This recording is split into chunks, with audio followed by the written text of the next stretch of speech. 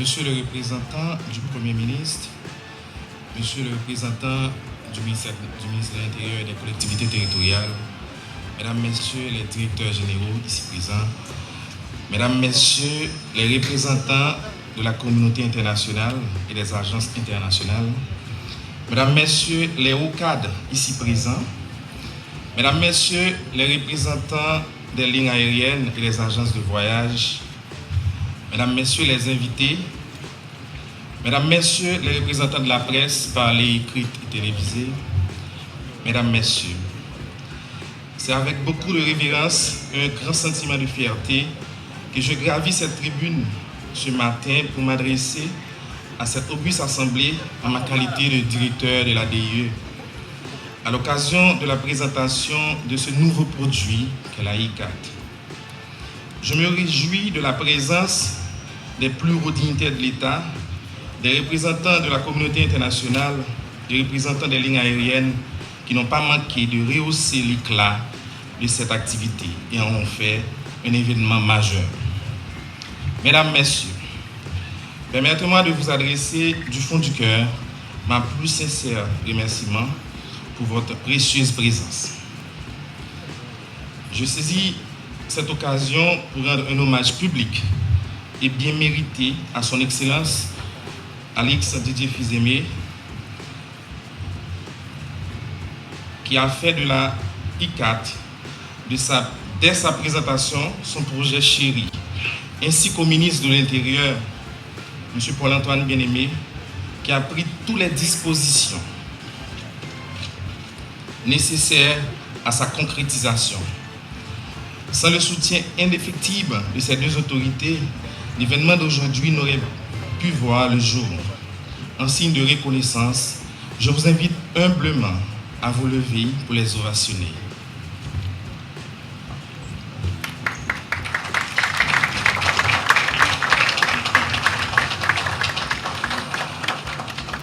Un autre acteur clé mérite également toute notre attention. Je veux parler de l'IHSI, concepteur du projet. Il a joué un rôle déterminant dans la concrétisation de cette idée qui nous était chère. Je vous saurais gré de bien vouloir m'aider à lui dire un grand merci. Merci. Aujourd'hui, nous sommes ici présents autour d'un projet ambitieux, majeur, porteur et qui a tenu à cœur la DIE depuis mon avènement à la tête de l'institution.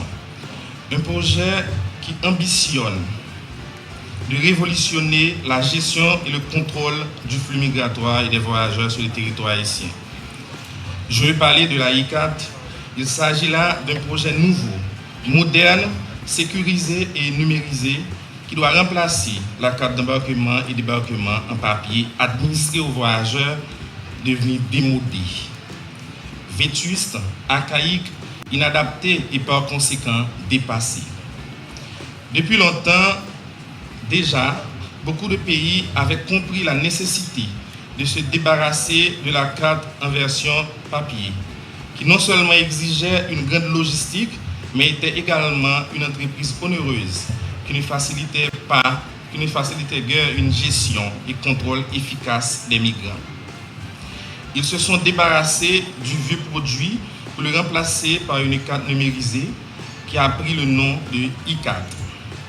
Haïti, malgré ses nombreux défis à relever, ne pouvait pas et ne peut pas toujours rester à la traîne.